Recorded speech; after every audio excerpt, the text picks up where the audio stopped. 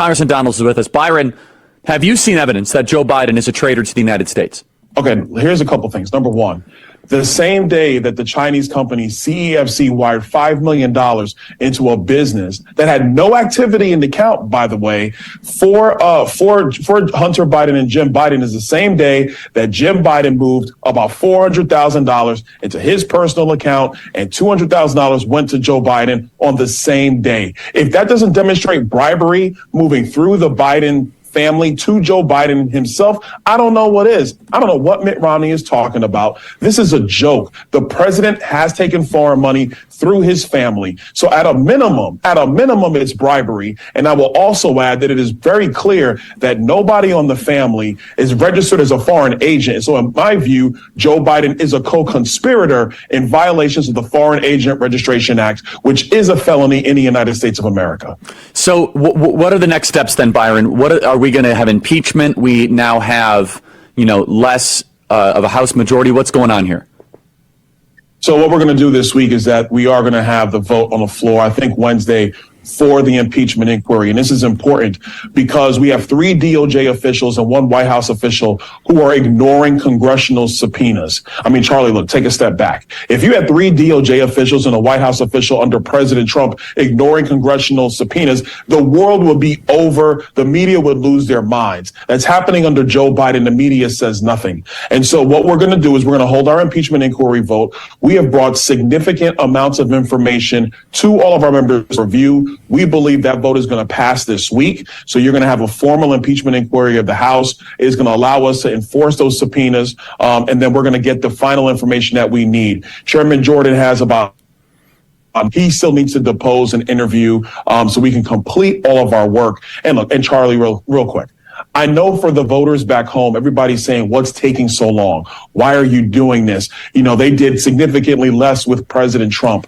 I'm not going to stand on the principles of Nancy Pelosi because she has no principles. We have a responsibility to do an extensive investigation if you're going to move impeachment articles against the president. Just because the Democrats play fast and loose with the rules doesn't mean that we should do the same. But what it does mean is that we have to do our work, do it diligently. We've been doing that on Capitol Hill since we took back the House majority. No, I hear that, but I think we already have the evidence, Byron. But I know you guys got to do your due diligence, and it's not your fault. But what the heck are we doing taking the month of August off, taking Thanksgiving off and Christmas off? It's not you, it's leadership. I think it's a good answer, Byron, but I'm with the grassroots on this. Our article should have been filed in February, but I hear you. Okay, so let me ask on this. 702 on the FISA. Speaker Johnson is all over the place on this. It's hard to track. Where do you think we're going to end up? Right. Why does 702 even need to continue to exist?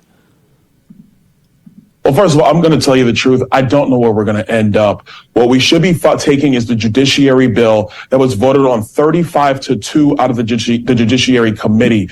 This bill actually creates a warrant process to protect the American people from rogue agents in our government who have abused the FISA process. Not just Americans, but of course, President Trump as well. There's been terrible abuses. The judiciary bill, in my view, is the best bill.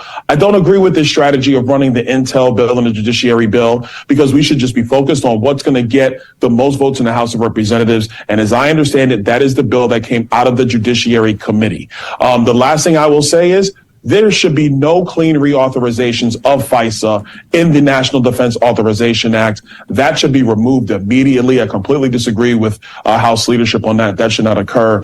But look, we do have enemies across the globe. We see it. Man, Joe Biden is a terrible president. His weakness has only emboldened our enemies. There is some importance with respect to national security for being able to collect that surveillance on foreign operatives. But the American people's First Amendment rights, Fourth Amendment rights must be protected at all costs. So the reforms in FISA are needed. The judiciary bill does that. If you have people like Andy Biggs, Jim Jordan in agreement, and frankly, with some of the progressive members on Capitol Hill, who actually are concerned about spying on the American people. I mean, you got to give it to them. They got one thing right. They're concerned about it. Then we should follow that bill, completely reform FISA, give the intelligence community the ability to collect assets and information on foreign operatives trying to do damage to our country. But you have to hold accountable these bureaucrats who are spying on the American people. The judiciary bill does that. Yeah, I mean, foreigners aren't under the United States Constitution. The issue is Americans, and we know how it's been abused to spy on Tucker, to spy on Trump. And I mean, I guarantee they're spying on Trump's campaign right now. I guarantee it, and they're just going to cover their tracks and delete it. But so Byron, I don't know where this is going to end up. Speaker Johnson's, at the very least, can we just hold the line on a 12-year renewal? And I hope our audience understands Pramila Jayapal and Rashida Tlaib and Ilhan Omar are fighting harder to make sure the government can't spy on Americans than most Republicans. Why is that, Byron? Oh, listen, I got to tell you, this one shocks me, Charlie. I got no good answer for it.